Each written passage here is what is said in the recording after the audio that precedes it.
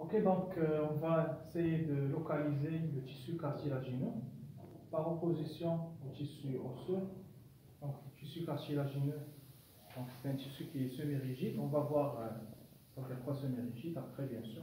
Donc, on va voir elle est due à quoi cette rigidité par opposition au tissu osseux qui est un tissu rigide. Donc, c'est un tissu qui est semi-rigide. Bien sûr, le tissu cartilagineux, c'est un tissu conjonctif. Déjà, c'est un tissu conjonctif. Bien sûr, c'est un exemple de tissu conjonctif parmi d'autres. Bien sûr, qui dit tissu conjonctif, donc je vais avoir des cellules. Bien sûr, ces cellules ne sont pas jointives, contrairement au tissu épithélial. Donc, je vais avoir des cellules qui sont éparpillées. Également, je vais avoir une matrice extracellulaire, comme on l'avait déjà vu. Donc, matrice extracellulaire, je vais avoir une substance fondamentale. C'est vrai, en S1, on ne va pas décortiquer c'est quoi substance fondamentale, mais comme vous l'avez vu, donc il s'agit de macromolécules, donc des structures protéiques. Ça peut être des glycoprotéines, ça peut être des protéoglycanes, ça dépend du tissu. Également, on va avoir au niveau de la matrice des fibres. Encore, ça dépend du tissu. Je peux avoir des fibres de collagène, je peux avoir des fibres de réticulés. Donc, ça dépend du tissu. Voilà. Donc, la localisation, donc le tissu cartilagineux, il est présent à peu près dans tout le corps. Je vais donner des exemples. Par exemple, au niveau du système respiratoire, je vais trouver une structure trachée ou bien traquée, c'est la même chose. Donc, trachée, cette structure, c'est une structure, subhanallah, qui est identique.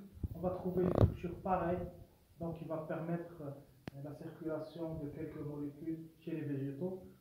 En S2, vous allez voir le xylème et le phloème. On va voir une structure, ce sont les trachéoles, donc c'est à peu près la même chose. Ok. Également, on va trouver le cartilage au niveau de la glande thyroïde. Il y a ce qu'on appelle le cartilage thyroïde. Donc, ça permet une certaine protection à la glande thyroïde.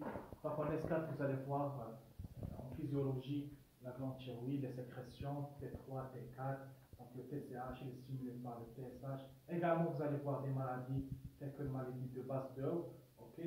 Mais vous allez voir une autre maladie là où il y a un récepteur de TSH, ok. Donc voilà, donc également l'exemple le plus courant pour la localisation du cartilage, c'est au niveau du nez.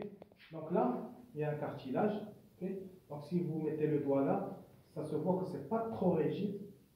Pourtant, un combat d'un boxeur ou bien une personne MMA, tout le monde connaît MMA bien sûr, quand on se donne des coups, donc je peux casser le cartilage. Voilà. Donc le nez, après, bien sûr, on le trouve également au niveau de la partie thoracique, bien sûr au niveau de la cage thoracique, donc le corps, donc la tête, thorax, l'abdomen. Donc au niveau du thorax, on va trouver par exemple au niveau des côtes, comme vous l'avez vu sur les figures, on va trouver un cartilage costal. Voilà. Également, on trouve le cartilage au niveau des articulations. Donc ça, c'est une articulation. Ça, ici, les articulations. Là, les articulations. Donc là, c'est un cartilage articulaire qui est un petit peu spécifique. Donc, ce n'est pas le même qu'on trouve là. Donc, on va le voir tout à l'heure. Donc, au niveau des articulations, il faut faire attention quand on va traiter la nutrition des cellules cartilagineuses qu'on trouve au niveau de l'articulation. C'est une nutrition spéciale. Qui dit nutrition, ça veut dire source de nutriments. On va parler du liquide synovial. Donc, faites attention à ça. Également, au niveau de la colonne vertébrale, on va trouver du cartilage entre les disques intervertébraux. Ça veut dire entre les vertèbres, on va trouver une structure cartilagineuse. Voilà.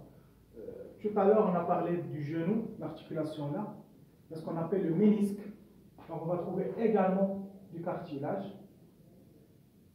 Également, on va trouver du cartilage au niveau des épiphyses. Quand on va traiter le tissu osseux, on va parler de la région épiphysaire des os longs, parce que les os longs, il y a trois régions. Il y a les extrémités, ce sont les épiphyses, et la partie qui est médulaire, ou bien la partie qui est entre les deux, c'est la diaphyse. Diaphyse, épiphyse. Donc, qui dit épiphyse, ça veut dire les extrémités.